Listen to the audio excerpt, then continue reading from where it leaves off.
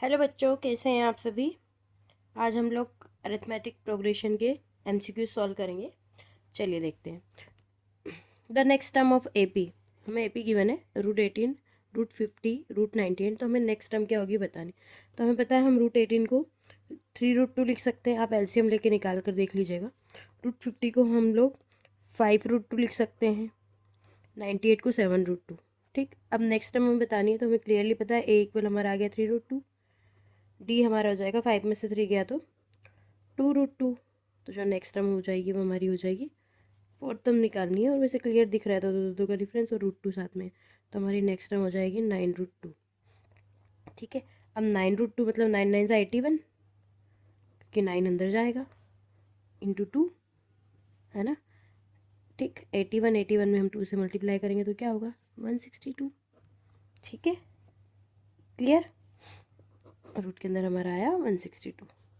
ठीक, next question हमारा है the 12th term of AP whose first term is -3 and 4, whose first two terms are -3 and 4 is। ठीक है, 12th term हमें पता करना है ना। गिवन है हमारे पास में फर्स्ट टर्म हमें गिवन है -3, और बोला उसकी अगली जो टर्म है मतलब डी निकालने के लिए हमें a+d की यूज़ करना पड़ेगा। a+d इक्वल 4 दे रखा है। a+d इक्वल 4 गिवन हमें दिया है यहाँ पर। ठीक है, 4 कैसे, क्योंकि जो सेकेंड टर्म हमारी होती है उसका फॉर्मूला होता है a+d। तो हम डायरेक्ट रख देते हैं ताकि हम यहाँ पे वैल्यू पुट कर देंगे a की।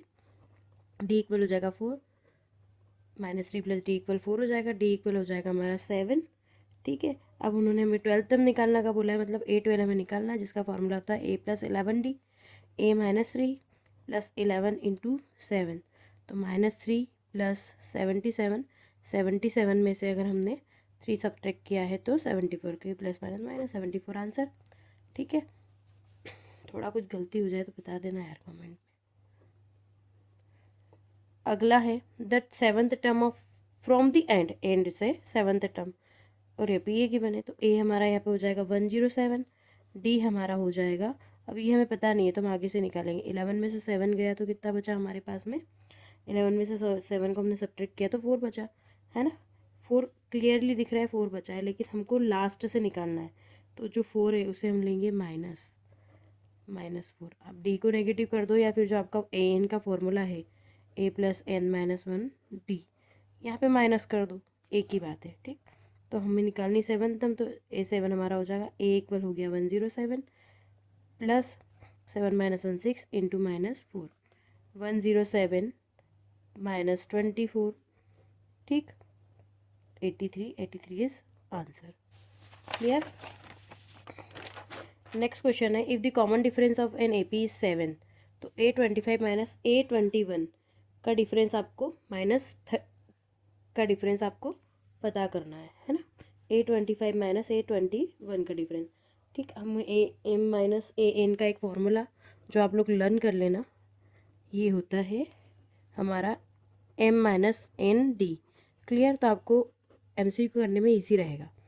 m यानी 25, n यानी 21, d हमारा कॉमन डिफरेंस जो है वो हमें निकालना है। Sorry, if the common difference of an AP 7 हमें गिवन है। 25 में से 21 गया तो 4 × 7 28 आंसर। ये फार्मूला ज़रूर आप लर्न कर लेना है, बहुत जगह यूज़ होगा आपको MCQs में। देखिए शायद नेक्स्ट में यूज़ हो जाए, है ना। नेक्स्ट क्वेश्चन है हमारा if a1 a2 an is an AP such that a20 - a12 equal -32, the common difference is. इसमें भी कॉमन डिफरेंस हमें फाइंड करना है। ठीक है, सेम यही फार्मूला हम यहाँ भी यूज़ करेंगे। सेम फार्मूला लगाएंगे यहाँ पे am - an equal m - n d। Learn कर लीजिएगा इस फॉर्मूले को। m की प्लेस पे हमारे पास में है 20, n की प्लेस पर है 12, d हमें फाइंड करना है, इक्वल में गिवन है -32। ठीक, 12 में से गया तो 8 -32, 8 से डिवाइड करेंगे तो d इक्वल -4 आंसर। ठीक, नेक्स्ट क्वेश्चन है हमारे पास में if the nth term of an AP is 7n + 12 then if common difference is. nth term हमें गिवन है ना। nth टर्म हमें क्या गिवन है। इस क्वेश्चन को ना हम दो तरीके से कर सकते हैं। तो डायरेक्ट क्या होता है मैं वो आपको समझा दे रही हूँ। अगर किसी भी इक्वेशन में अगर nth टर्म आपको इस तरीके से दे रखी हो an प्लस बी, है ना, अगर n के साथ जो नंबर दिया होगा वो हमेशा जो भी नंबर दिया होगा वो आपका कॉमन डिफरेंस ही होता है 7n प्लस 12। यहाँ पे क्या दिया है 7, तो d इक्वल हो जाएगा 7। a जो होता है a जो n के साथ में जो a होता है a मीन्स यहाँ पे n के साथ में 7 है, तो 7 आपका कॉमन डिफरेंस।